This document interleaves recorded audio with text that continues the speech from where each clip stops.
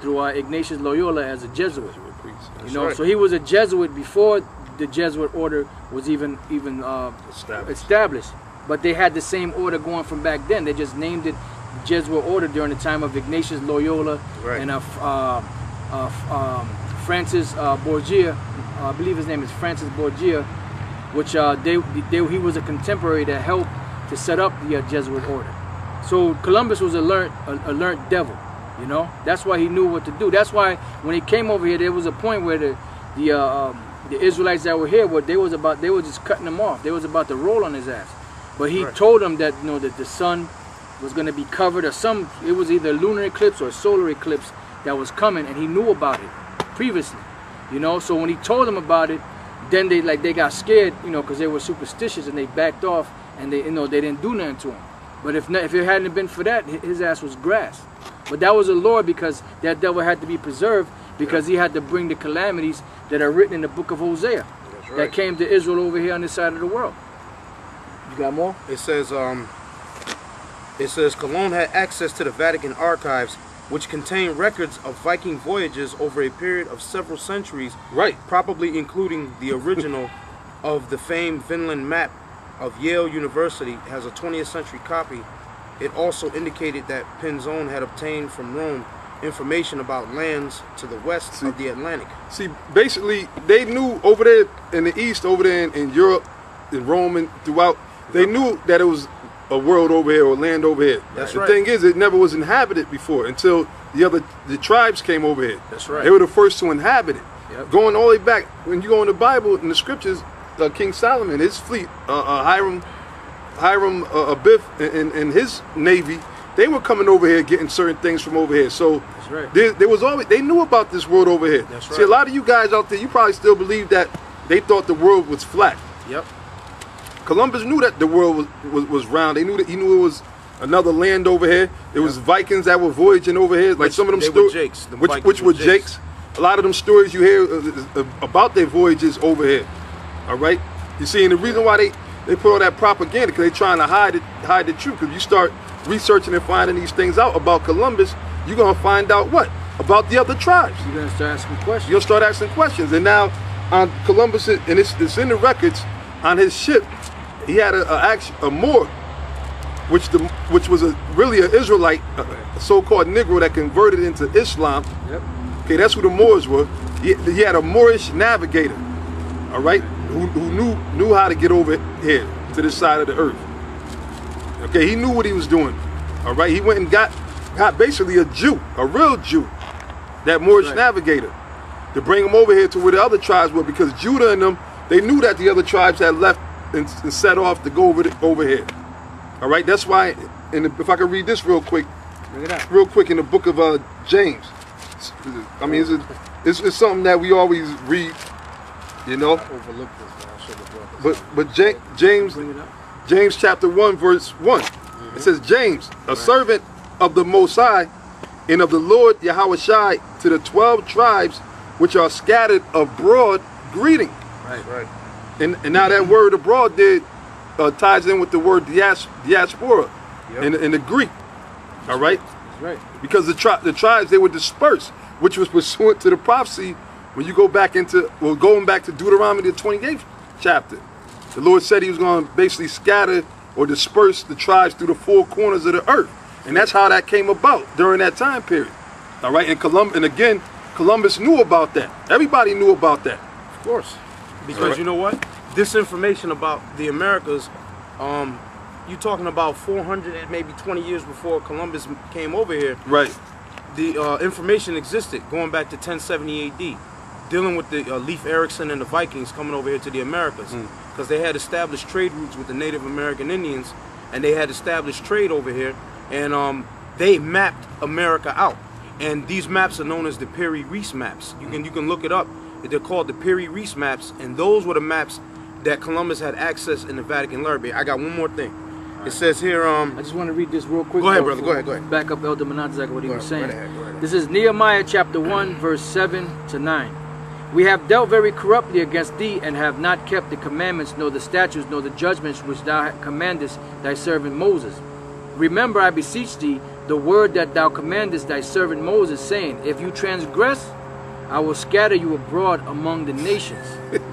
Hey, that's it right there. That's right. And that's what the Lord said. Going back to Deuteronomy, the Lord said, if you break these laws, I'm going to scatter you amongst all the other nations. That's right. So how did that take place? By the Lord putting the spirit on the other tribes to leave from their captivity in the land of Assyria to come over here to what's now called America, right, or the United States, the Western Hemisphere, to set it up for the deliverance at the end of days. Now this is our verse 9. But if you turn unto me and keep my commandments and do them, though they were of you cast out unto the uttermost parts of the heaven. The uttermost parts of the heaven. Now, is not, if you're over there in the Middle East, would not America be the uttermost parts of the heaven? That's right. Yeah, I'm sure it would be. It says, the uttermost part, let me read that again. Though they whereof you cast out unto the uttermost part of the heaven, yet will I gather them from thence, and will bring them unto my place that I have chosen to set my name there. That's pretty much it. That's it. That's heavy. So you got that other point. Now on page 139 it says this. Furthermore, studies by the Norse author Carey Pritz and by such American scholars as James Enterline and Paul Chapman indicate that Cologne had access to a number of maps reflecting transatlantic voyages over a period of several centuries. The existence of the American continent was known throughout Europe, certainly as early as 1070 AD, and that's around the time when the Vikings were making their voyages over here to the Americas, and they mapped out America. North America and Central and South America was already mapped out. That's right. So Columbus knew when he came over here, he knew the land that he was coming over here to. That's right. And if I could just say this real quick too, and then in 1421, because you had the Moabites that started coming over here in about the 1400s.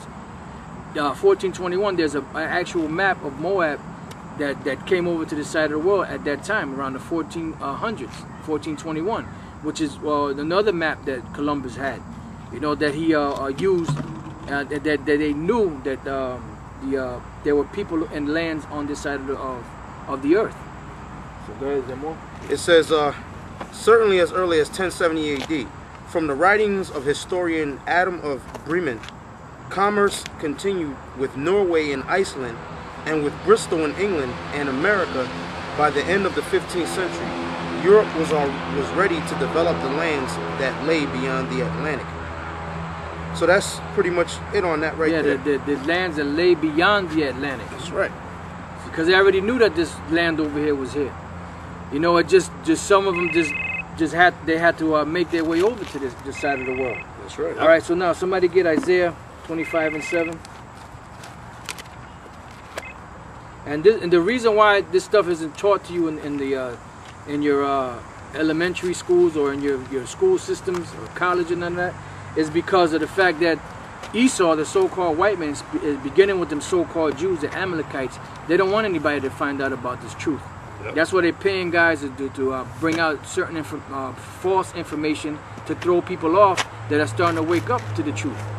Because the truth has already been out.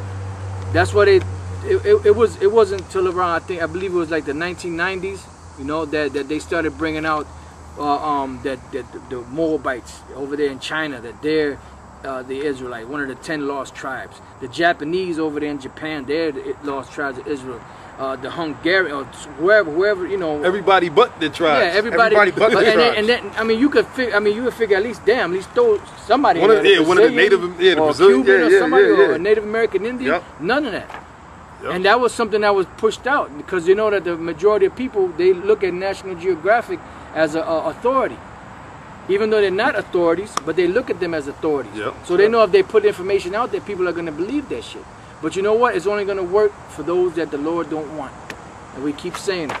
So you got that real quick? Yes, yep. Isaiah chapter 25, verse 7.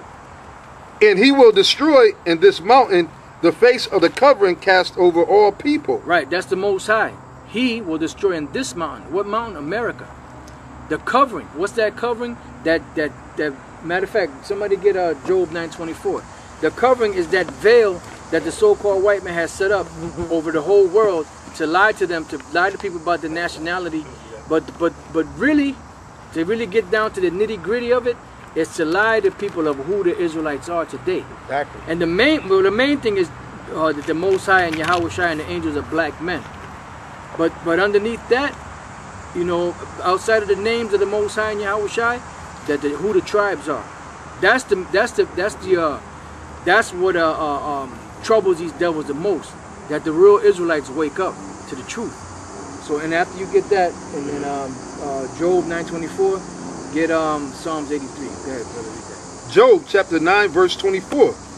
The earth is given into the hand of the wicked. Right. So it came a time of appointed, and a period of time, excuse me, that the Lord gave this earth that you see today into the hands of Esau, because there was a time where different empires ruled the so-called known world at the time, but nobody ever ruled over the whole earth.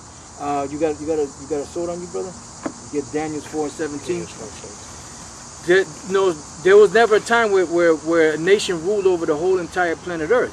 But what happened is that there were certain periods of time where the people that did rule, they ruled over the so-called known world, right, which was considered to be civilized, the so-called civilized world. But they didn't rule over the whole entire planet Earth as they do today.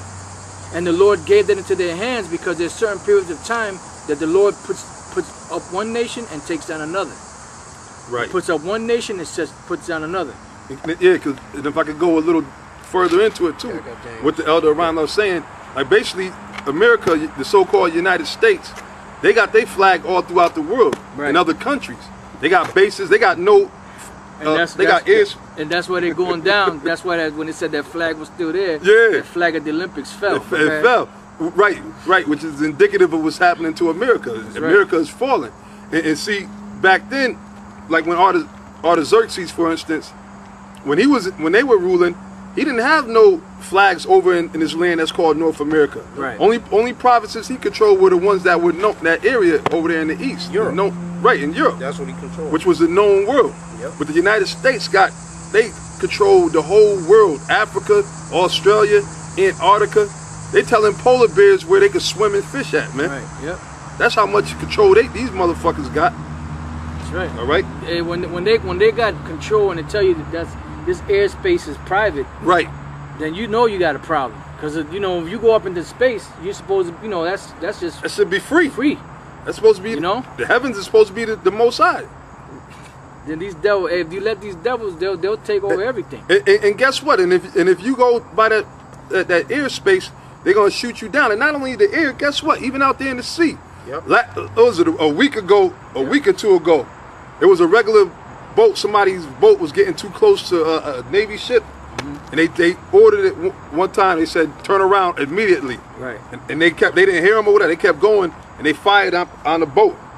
It was just a regular boat that somebody was just driving, and they just shot the motherfucker out the water, man. Hey, that's how the devil operates. You know. That's the name of it. Yeah. But go ahead, read that, Daniel 4. Daniel 4:17. Oh, matter of fact, read that. Job 9:24. Yeah. Job chapter 9, verse 24. The earth is given into the hand of the wicked. Right, so who's ruling today? Esau. Because Esau is the end of the world and Jacob is the beginning of it that follow it. So now, before you read on, jump back over here. Daniel 4:17. This matter is by the decree of the watchers and the demand by the word of the holy ones, to the intent that the living may know that the Most High ruleth in the kingdom of men. Right, so the Most High is the one that's ruling. You didn't rule because you were so big and bad and you had all this power. The Most High gave you that power. The Most High gave you that technology. He said knowledge will increase. The only reason why you're ruling is because the Most High already prophesied it, and he said that he's not a man that he should lie. If he speaks a word, it must be fulfilled. Otherwise, the Most High would be a liar, and he's not a liar. So go ahead. That's right. It says that the Most High ruleth in the kingdom of men. Right. This is the kingdom of men, and the Most High is the one that's overall ruling. That's why it says in Romans the 13th chapter that you have to be subject to the higher powers, which is who? The Most High. Yeah. Go ahead. And giveth it to whomsoever he will. And he'll give it to whomsoever he will. Did not we just read that the earth is given into the hand of the wicked? So who's ruling today? The so-called white man, which is Esau. So the reason why they're ruling is because the Most High gave them that rulership. Go ahead. And setteth up over it The basis of men. And who's the basis of men? Beginning with the Amalekites, them so-called Jews, them gutter rats, them scumbags. You know? Those are the Amalekites. Those are the basis of men.